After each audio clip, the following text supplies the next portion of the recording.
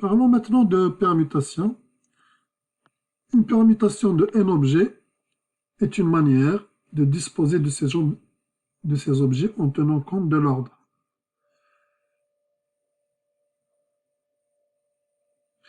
Voilà, donc en fait, il s'agit de les arranger dans un certain ordre. Il s'agit d'arranger ces n éléments qu'on doit choisir parmi eux-mêmes. Il s'agit juste de changer leur ordre. C'est ça qu'on appelle permutation. D'abord, commençons par les permutations des objets distincts. Donc, si on choisit les permutations d'objets distincts, c'est tout simplement des arrangements comme on les a vus dans la section précédente. Donc, on choisit, on arrange n' parmi n. C'est tout. C'est juste que le nombre qu'on prend égale exactement à un nombre total d'éléments disponibles. Regardons l'exemple 2.18 de près.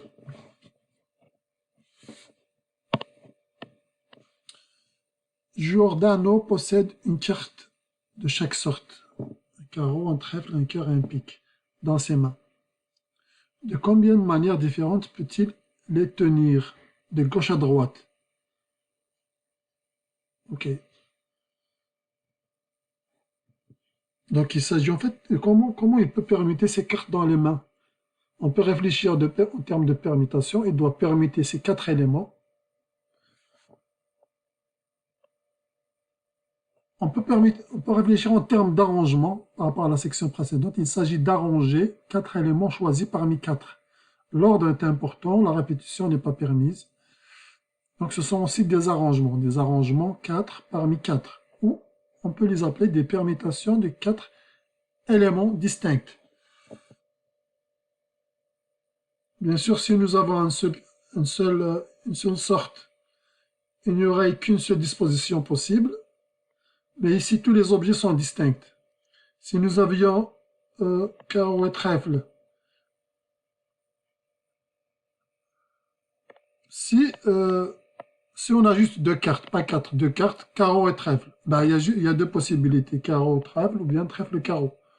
S'il y a 3 possibilités, eh ben, on se rend compte que on va avoir en tout 1, 2, 3, 6 possibilités, etc. Donc en gros,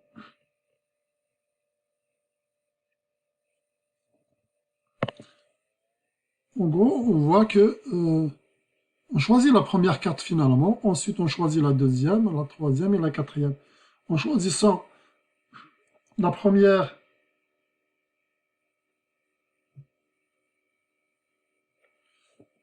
en termes d'événements successifs, on choisit la première lettre qui va être complètement à gauche. Ce sera 4 possibilités, donc il a dans sa main 4 cartes.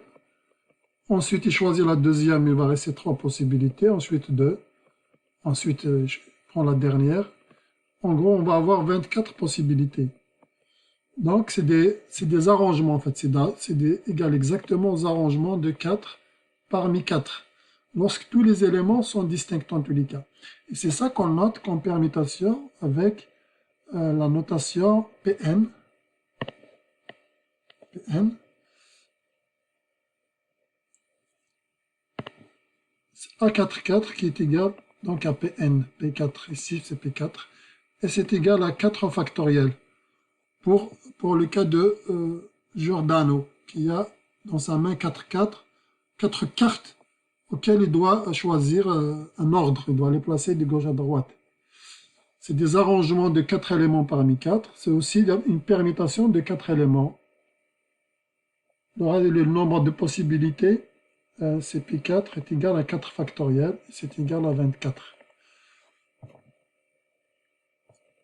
Voilà.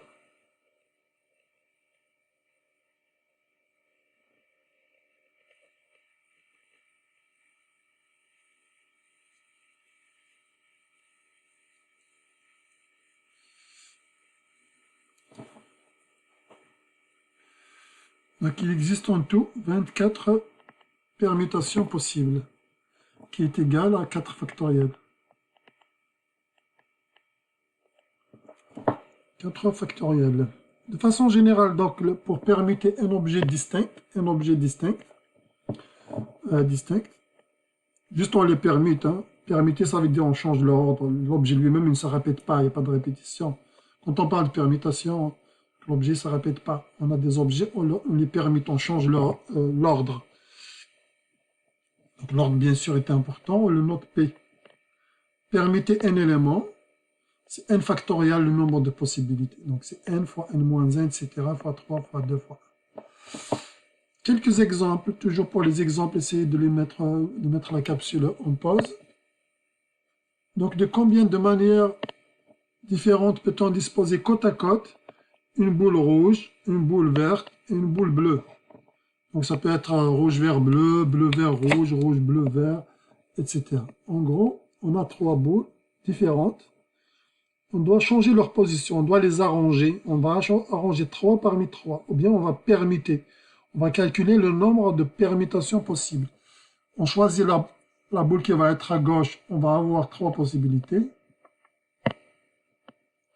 Ensuite, on choisit celle qui vient après, il nous reste 2 possibilités. Ensuite, il va nous rester une possibilité. Donc, en gros, on va avoir 3 factoriels, ce qui est égal à 6 dispositions possibles. Et ils sont là,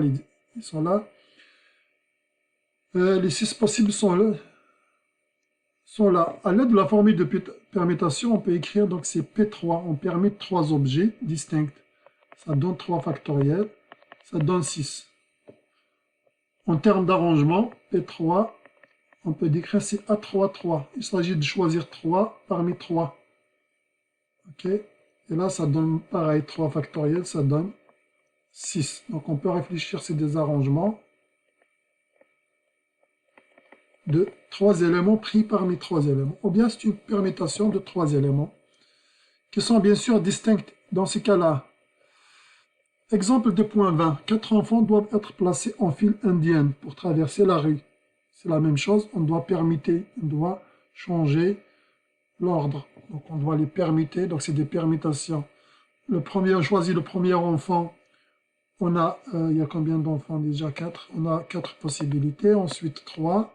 La troisième position, il nous reste 2, et puis il nous reste un seul choix pour la dernière place. Et donc on va avoir 12 fois 2 égale 24 possibilités. Il y a 24 dispositions possibles. On peut dire que c'est des permutations. Donc il s'agit de permuter 3 éléments distincts, égale 3 factoriels, égale 24. Pardon, il s'agit de permuter 4. C'est 4 enfants. Donc c'est P4. 4 factoriel égale 24. Donc ce sont des permutations. De combien de façons différentes peut-on placer 6 livres différents sur un étagère? 6 livres différents, c'est la même chose. L'ordre est important, il n'y a pas de répétition. On choisit 6 parmi 6. C'est des permutations. C'est des permutations. Et il y a 6 choix pour le premier livre, 5 choix pour le deuxième, 4 choix, 3, 2, 1 choix. Ça donne 6 factoriel qui est égal à 720. On peut écrire, il s'agit de permutation, de permuter 6 éléments distincts. Donc on peut répondre avec la notion de permutation. Il s'agit de permutation de 6 éléments distincts. Donc le nombre total de possibilités, c'est P6, égale 6 factoriel, égale 720. Il faut répondre à la question de combien de façons différentes. Donc il y a 720 façons différentes.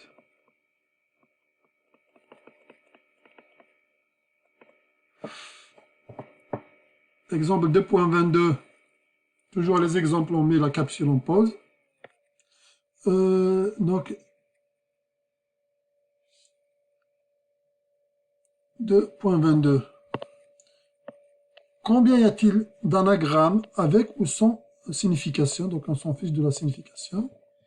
Du mot combien? Donc en fait, il s'agit juste de permuter les lettres, incluant le mot lui-même. C'est des permutations. Combien de lettres il y en a? Donc il s'agit de permutation de 7 lettres distinctes. Et le mot distinct, je l'ai mis majuscule, très important. Parce qu'il y a des lettres qui se répètent, ben, on pourra avoir quelques anagrammes qui sont communs. Donc, on n'obtiendra pas le bon nombre. On va voir tout à l'heure lorsque les éléments ne sont pas distincts. Mais a priori, ici, ils sont distincts. Donc, on va y avoir en tout P6. Et combien de lettres on a dit? P7. P7 anagramme possible égale 7 factoriel égale anagramme. En fait, il y a juste combien de permutations possibles de toutes ces lettres. Il y en a 5040 permutations possibles. Donc ça, c'est la première tranche, première question. La deuxième est un peu plus complexe. Si on permute uniquement les voyelles entre elles et les consonnes entre elles. Donc on permute les voyelles entre elles et les consonnes entre elles. Combien donc de choix possibles? Combien d'anagrammes possibles? Pour la deuxième partie de la question, donc, on peut réfléchir en termes d'événements successifs. Donc, on doit d'abord permuter, ou bien choisir 4 parmi 4. Quand je dis permuter, parce que c'est un choix des arrangements avec ordre, choisis de les permuter, mais tout, ils restent à leur position quand même, et permuter 3 parmi 3, 3 voyelles parmi 3. C'est ça en fait. Donc on a un mot, on a des lettres. Voilà, combien? Je peux permuter les consonnes. Je les permute. Je peux changer leur place. Ici, mais ils ne peuvent pas prendre les places des voyelles. Donc, il y a combien de permutations possibles? Il y en a 4 factoriels. Donc, c'est P4. P4 égale 4 factoriels. Ensuite, je permute.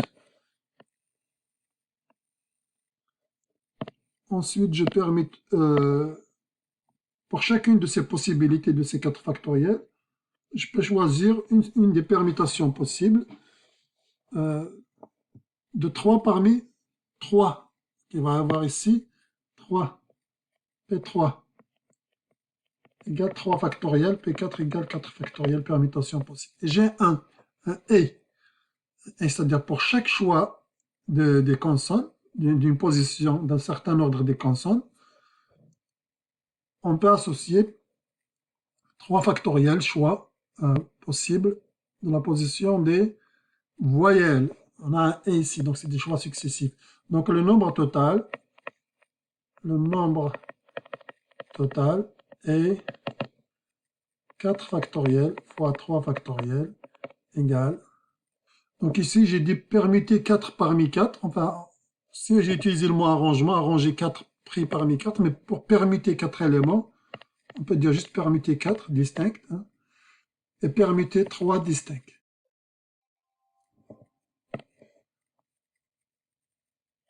Je vais ajouter le mot distinct quand même. 4 distincts. 3 distincts. Voilà, ça nous donne 144 possibilités. Maintenant, imaginons un cas où on a toujours des permutations, mais les éléments ne sont pas distincts. Vous pouvez imaginer... Vous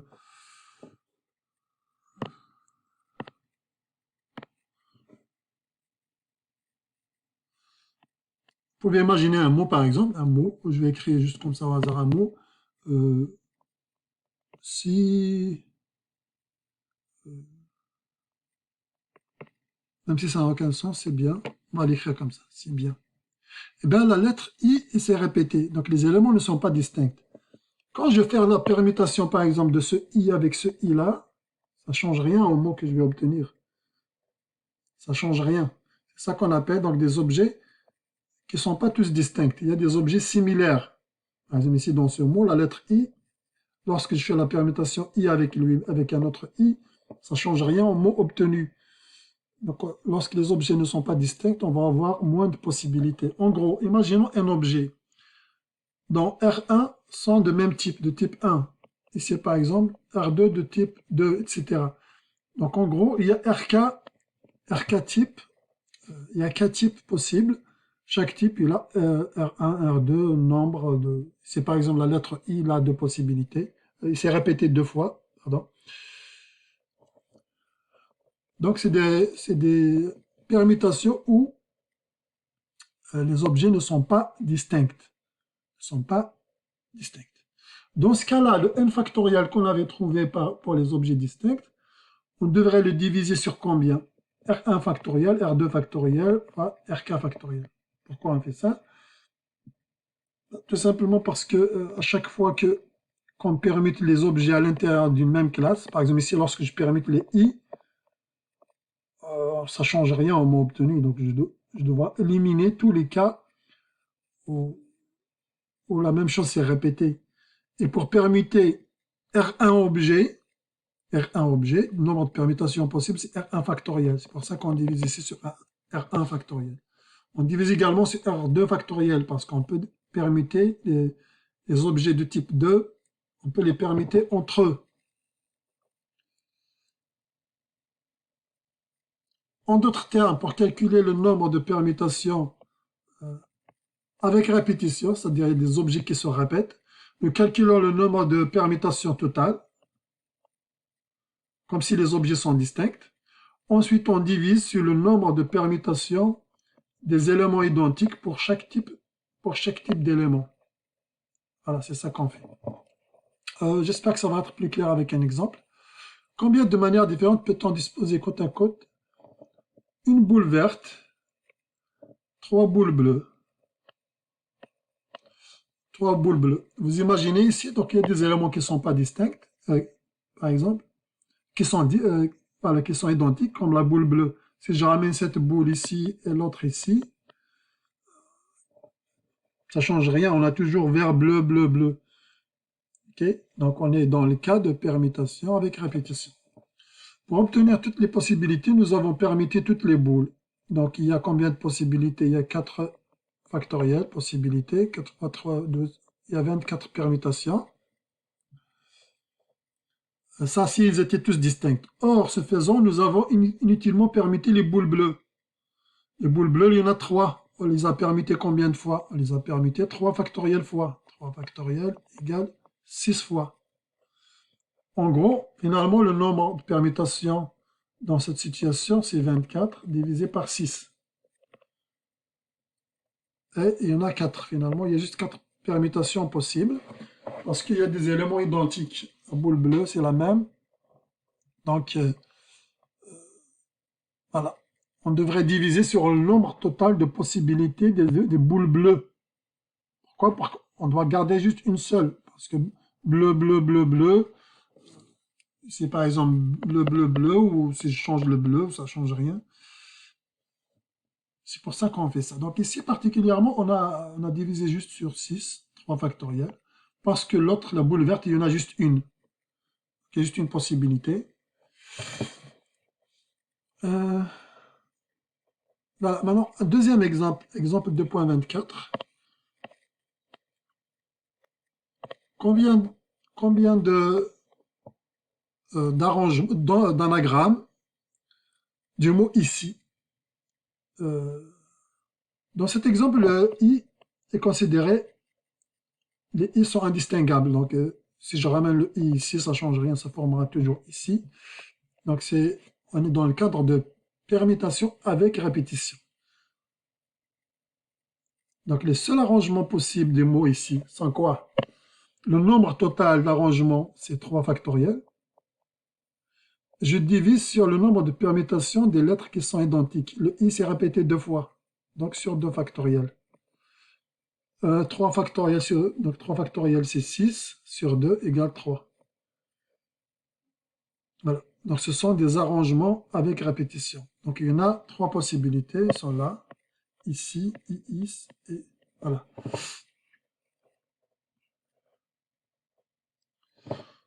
Donc, pour obtenir les possibilités, j'ai déjà écrit ici, hein, donc j'ai anticipé.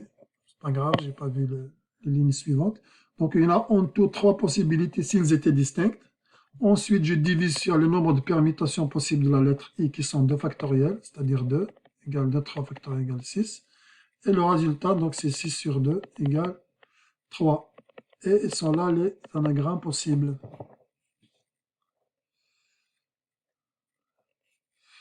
Juste, la question, on n'a pas fait de notation pour les permutations avec répétition. On n'a pas fait de notation. Avant, lorsqu'ils sont distincts, on a noté Pn. Ici, il n'y a pas de notation, a priori. Donc, on va juste donner des réponses comme ça. Combien y a-t-il d'arrangements avec ou sans signification du mot abracadabra? Donc, je vais essayer de voir la lettre A combien de fois il s'est répété. D'abord, on va voir combien au total de lettres. Donc, il y a en tout 11. Donc, P11, c'est le nombre total de permutations s'ils étaient distincts. C'est 11 factoriel. Ensuite, pour la lettre A, on voit que la lettre A, il y en a 5 A. On peut les permettre les A entre eux avec 5 factorielles possibilités. Ensuite, la lettre B, il y en a 2. Donc, il y a 2 possibilités, nombre de permutations de B.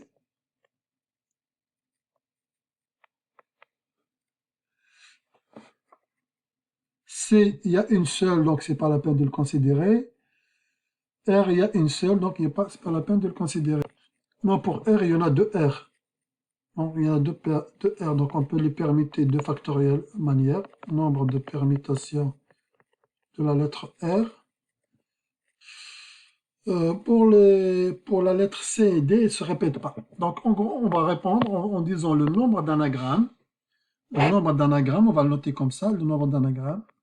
C'est le nombre de permutations possibles, 11 factoriel, divisé sur le nombre de permutations à l'intérieur de chaque groupe, 5 factoriel, 2 factoriel, 2 factoriel. Et ça nous donne qu'on trouve 83 160 possibilités, bien anagrammes.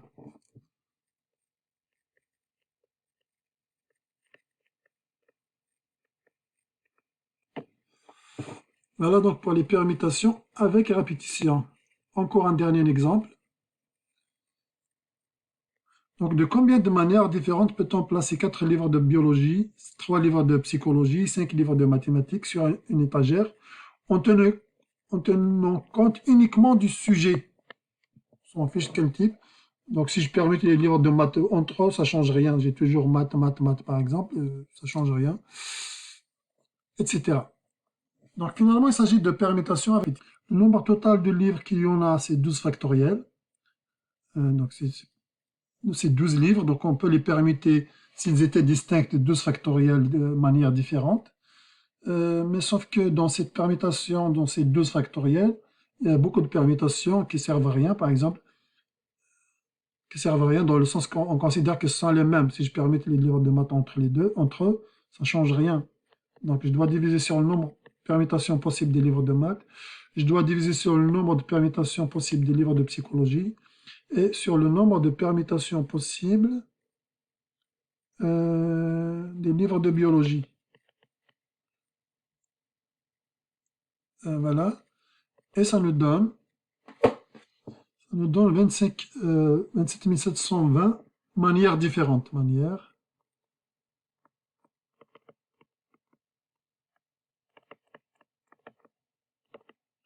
Ou bien possibilités.